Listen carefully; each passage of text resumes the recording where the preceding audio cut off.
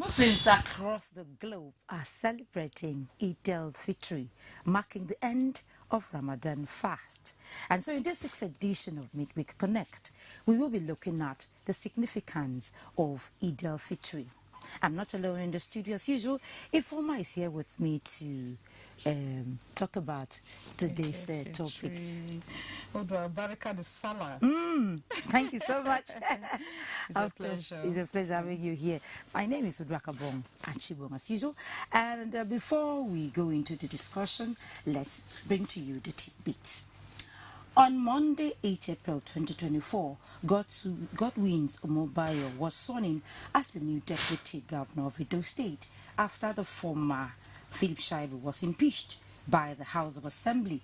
He was indicted of misconduct by a 7-man panel set by the Chief Judge of the state. Although Omobayo has few months in office, expectations are still high, especially among the youths.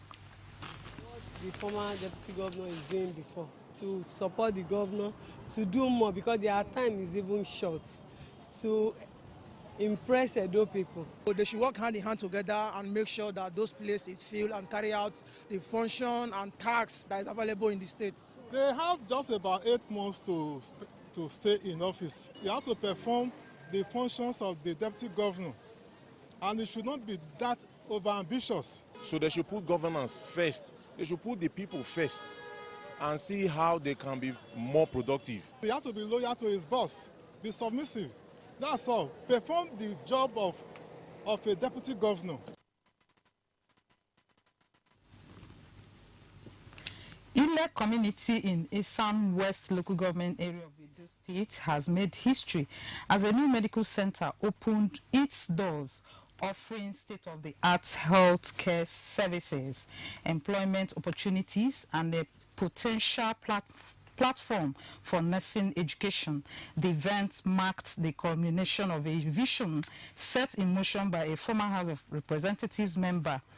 The excitement among residents was palpable as they looked forward to a brighter future for their community. The vision was that from the place it is located at Iwa, that great institution will grow round Esaland and beyond. Going to service in the area of health, this environment. As a local government chairman, is for me to provide an enabling environment for the workers and for the patient that will be attending this medical health center. We are not just going to be present here as a medical center. From here, people that will treat other people in neighboring countries all around the world will be trained in this place as a nursing institute. A board of inquiry has been set up by the Defense Headquarters and the Delta State government. The terms of reference is to, amongst other things, work towards restoring normalcy in Okwama, Ogele South of Delta State and its affected communities following the killings. The chairman of the board, Air Vice Marshal Ovid Ajayi, and other members were at the Government House Annex, Warri, to pay a courtesy visit on Governor Sharif Oborivori. Not to say you are guilty or you should be punished or whatever, but to find out the fact about what has happened. It has happened, it shouldn't have happened, and we pray that it will never happen again, so that Delta State can move forward. Setting up this board of inquiry is a very good one. We want to assure you that whichever information you want, we will give to you. We also come with our position paper to submit to you before you leave. That will also guide you. You're still watching Midweek Connect on NTF Benin. We now take a break. The discussion continues and we return. See you. Join us every day on NTA Benin Network Center, Channel 7, VHF. Star Times on Channel 103. You can log on to our social media handles: YouTube, NTA Benin, Facebook, NTA Benin, Twitter, NTA Benin 1. For breaking news, call our news desk on 091 535-596-48. NTA Benin, the award-winning station. Do you live in Aduawa and environ? Or you need a conducive and open field in Aduawa for your wedding receptions, birthday parties, annual ceremony, family or corporate event in a serene and conducive environment that is close to nature? Then look no further. NTA Benin Aduawa is a place for you. NTA Benin Aduawa has a large field for all your events and ceremonies. Also, at NTA Corporate Headquarters TV Road, we have a state-of-the-art, fully air-conditioned, ultra-modern hall for all kinds of indoor events with a standby generating set, guest room, constant power supply. We also have the NTA Pavilion for all outdoor events at the same venue. Guess what? Our prices are affordable, locations are easily accessible, venue is conducive and highly secure. Our outside broadcast van is available 24 hours and can broadcast your events live. And above all, you can air your events on our award-winning programs like Events and Style. Wow! What are you waiting for? Grab this opportunity and have your celebration in a grand style. For inquiries and bookings, please call NTA Benin, the award-winning station.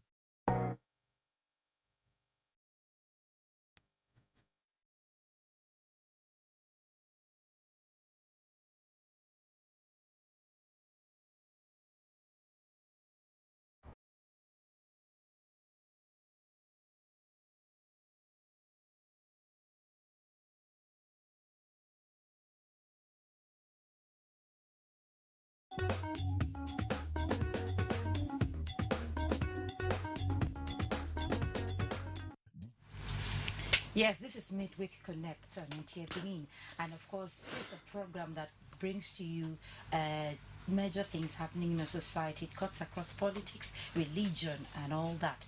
And of course, we know the season that we are in.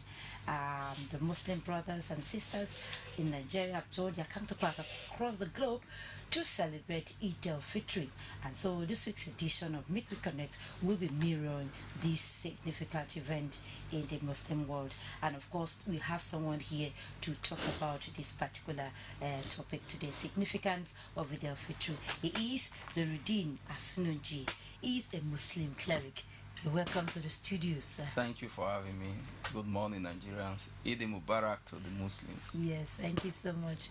Yes, it's a period after a month of fast, the Ramadan fast. The Muslims are here to break the feather with Eid al celebration. Now tell us, before we look into the Eid al-Fitr itself, Ramadan, talking about Ramadan, what has been the lessons that has been doled out to the Muslims as they were partaking in that Ramadan when it lasted? Well, sorry, Prof. I think we'll have a background to usher in. All right. Yes, Let's we're sorry about that. No. There's a background to usher in. The festival of breaking the fast is one of the most important religious holidays celebrated by Muslims worldwide. It marks the end of Ramadan, the Islamic holy month of fasting, prayers, and reflection. During Ramadan, Muslims fast from dawn until sunset, refraining from eating, drinking, smoking, and engaging in sinful behavior. The fast is an act of worship and self-discipline intended to purify the soul, strengthen faith, and foster empathy for the less fortunate. Eid al-Fitr celebrates the successful completion of this month-long spiritual journey. Eid al-Fitr is the ultimate celebration of spiritual renewal and gratitude. As the crescent moon ushers in this joyous day, Muslims gather for special prayers to give thanks for the strength and guidance received during Ramadan. It is a time to express gratitude for the blessings of substance, family, and faith, and to seek forgiveness for any shortcomings. On this week's edition, Midweek Connect will be taking a look at the significance of Eid al-Fitr. Thank you, Jennifer, for that background. Of course, to launch us into what we have to discuss this week. Yes, Eid al-Fitr. Before we talk of Eid al-Fitr, something had happened. We had the Ramadan fast. At the end of the day, it's been concluded. What has been the lessons of Ramadan? Let's begin on that note. Thank you. Basically, Ramadan was meant to achieve just one goal. If you look at the fact that we travel in a circle, for 11 months before Ramadan, whether we admit it or not, whether we luxuriate in a flight into fantasy, we had regaled in putridity. We had done the wrapper, so to speak, of petrifaction. And so what Ramadan was supposed to do for us was to strip us of this wrapper, have us don the wrapper of immaculateness.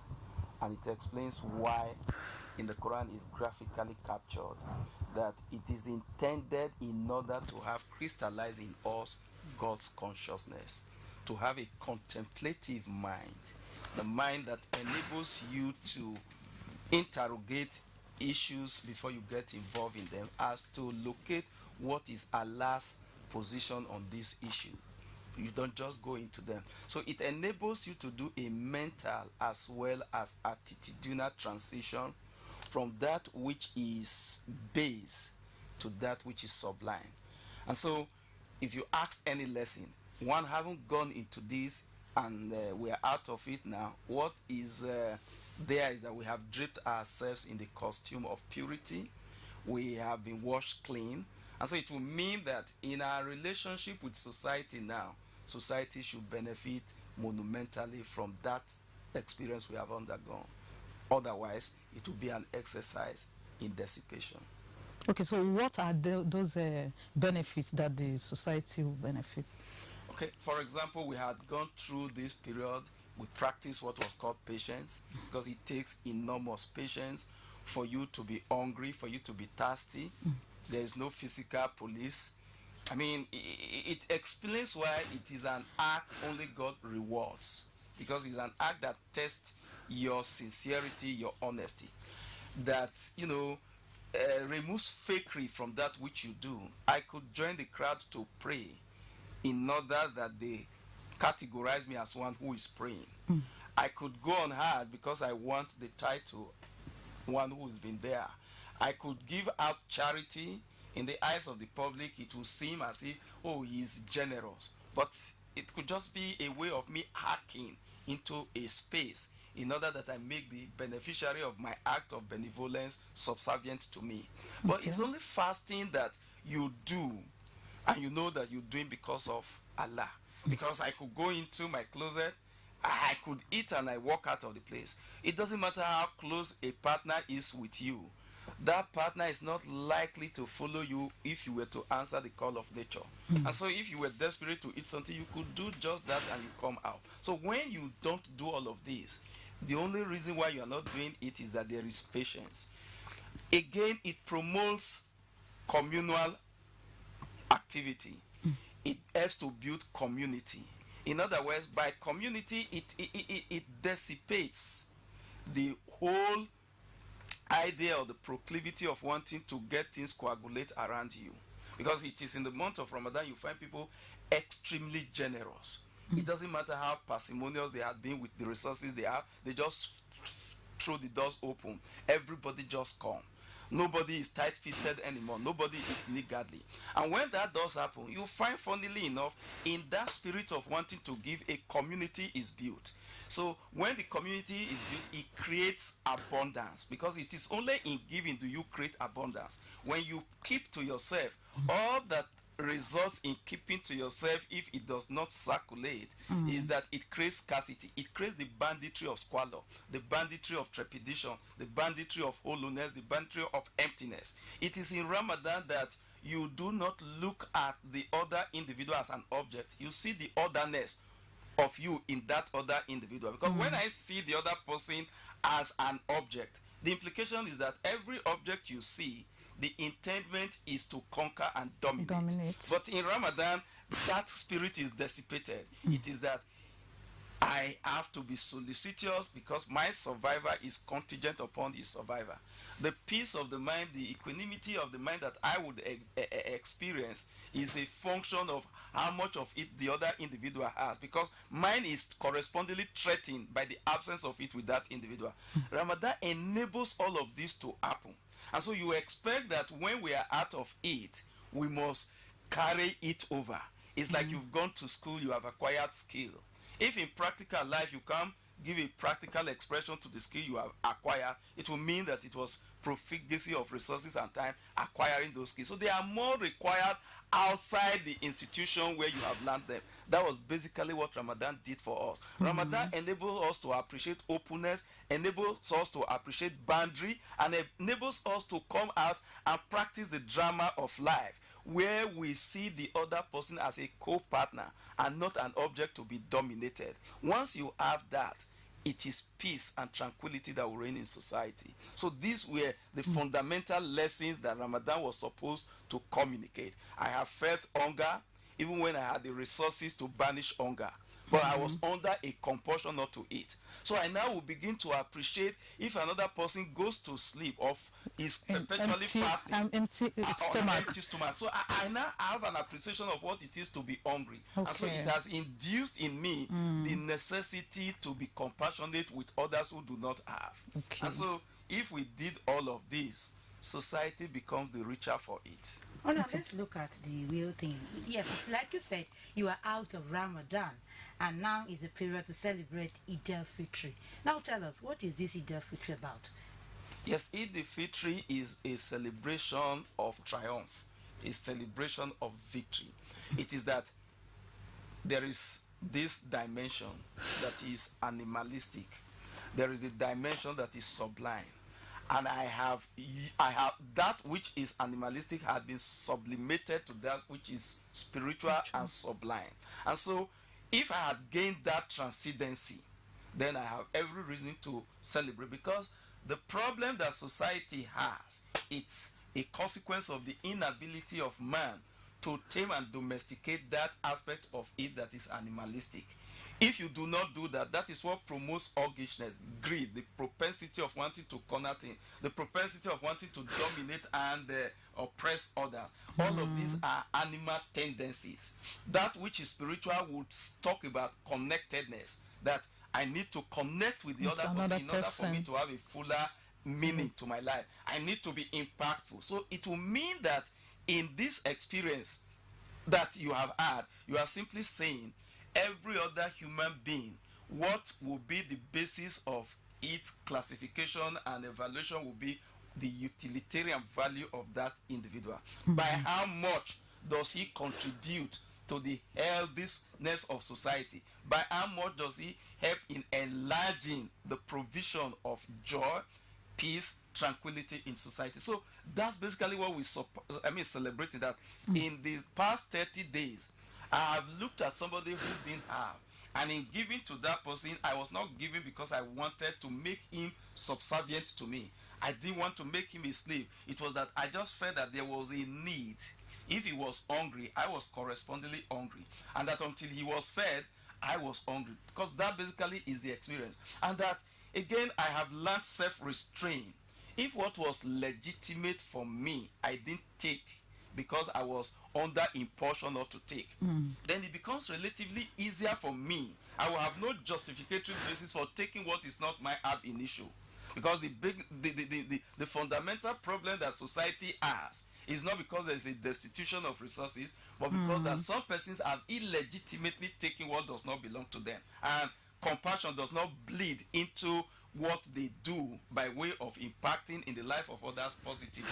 All of these are the things we are celebrating, that I have acquired all of this. It's like somebody saying, oh, I have gotten a certificate, I'm certificated, I can give practical expression to what this is, and society becomes the ultimate beneficiary of that. That is the essence of the celebration. It's not as if, oh, I have gone through hunger and pains. Now that I can eat anything, I have experienced manumission. That is not the spirit. The spirit is that I have become a spiritual dynamite.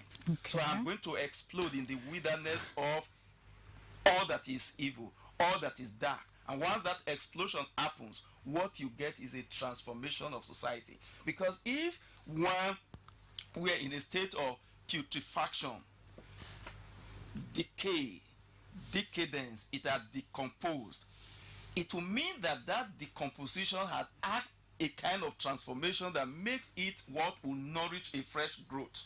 It nourishes, it provides nourishment for a fresh growth that would build society and make society a better place for all to live in. Okay, so today now, it's about sharing of a gift, food to your neighbors, Muslim and non-Muslims alike. So is it that it doesn't just end today, that sharing of food? And it will not end today. Whatever you do this to run for like 3 days, but the spirit of that which you were doing in Ramadan, of identifying who does not have, because continues, must continue, because the issue of not having and you having is not a function of what you have done or what you didn't do.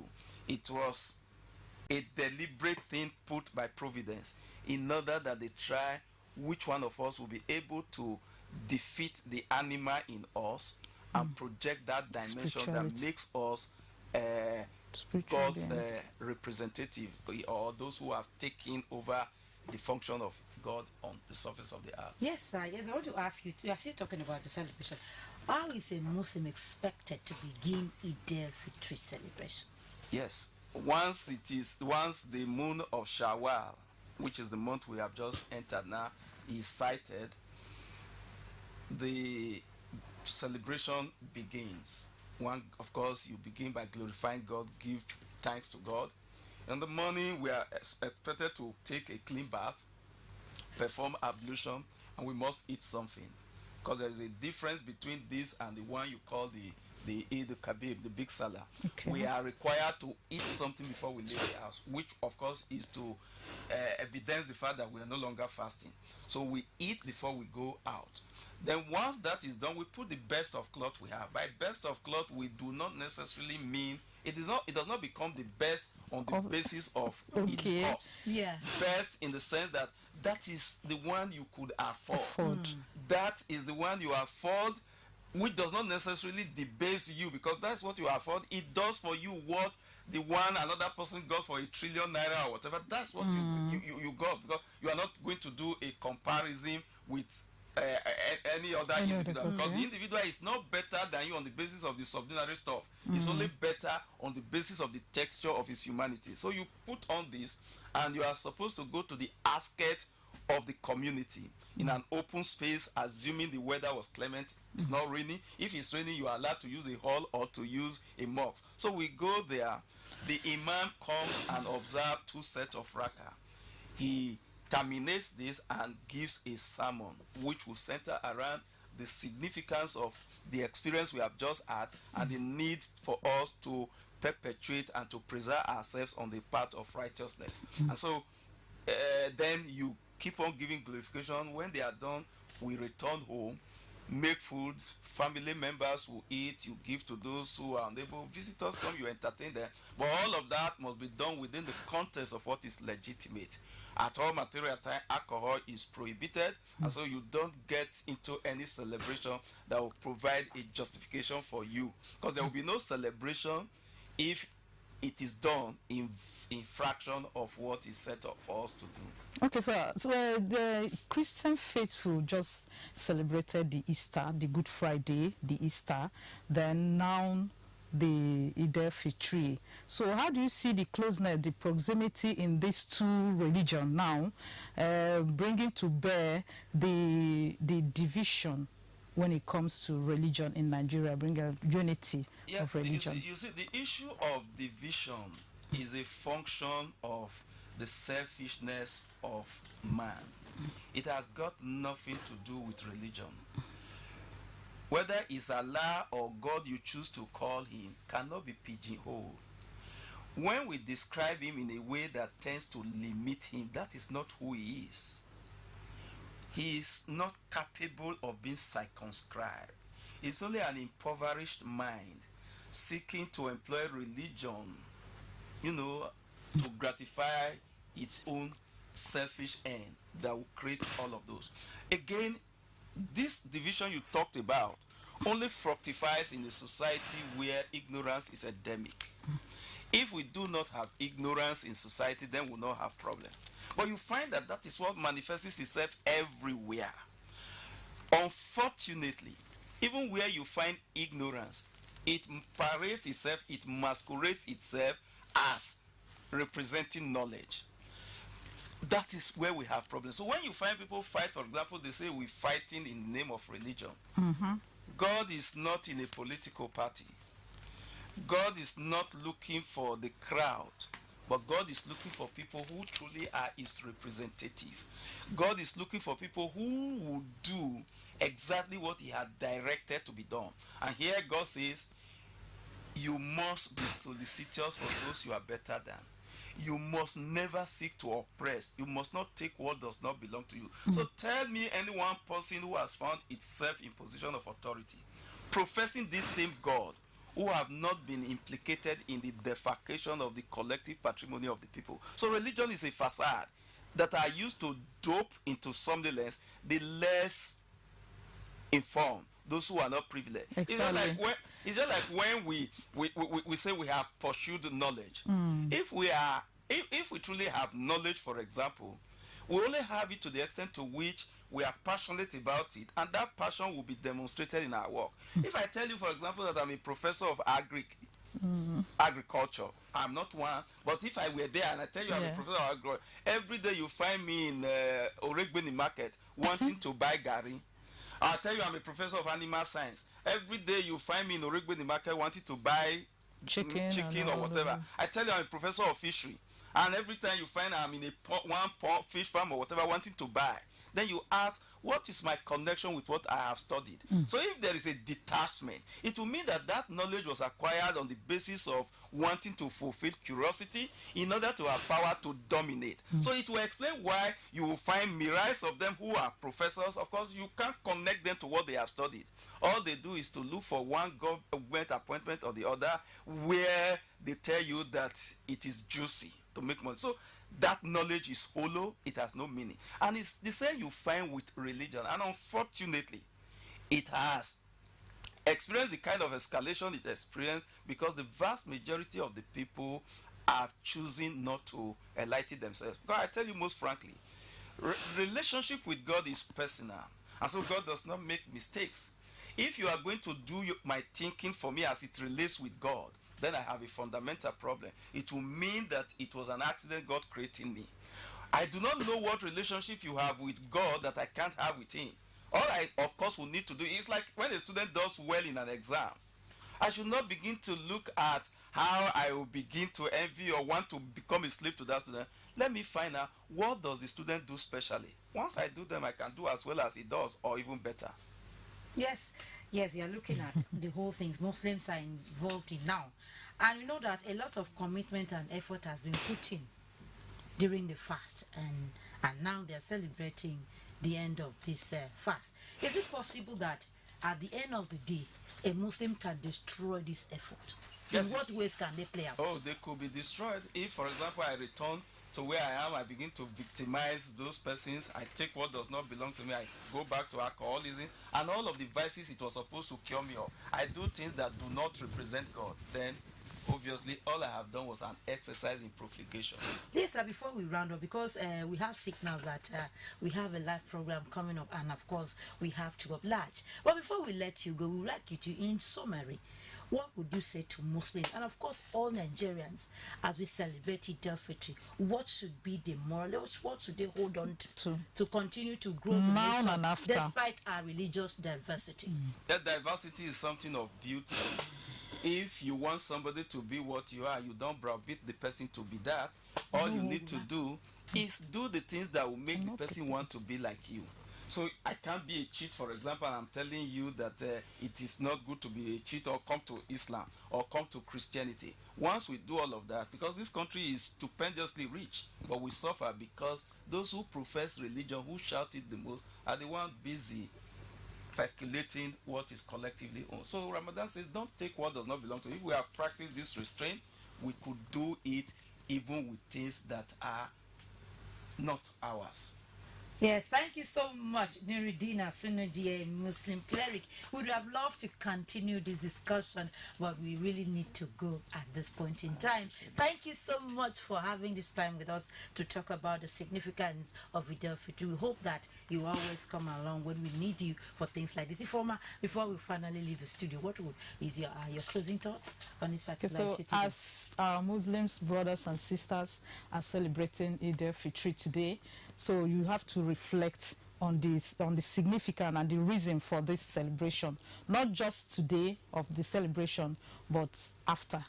So be with us next week as we come your way in Midweek Connect. Bye-bye. Yes, thank you so much. We hope that Nigerians will continue to unite. Of all the messages we've received from the president, from religious leaders, everybody across the country, talking about unity in diversity and peace and progress of the country, everybody should unite. And at the end of the day, we'll be happy for it. Thank you so much for being part of the program, minding how short the period has been. But we hope that you join us again next week for another edition. Until then, do have a wonderful day and happy celebration to our Muslim brothers and sisters.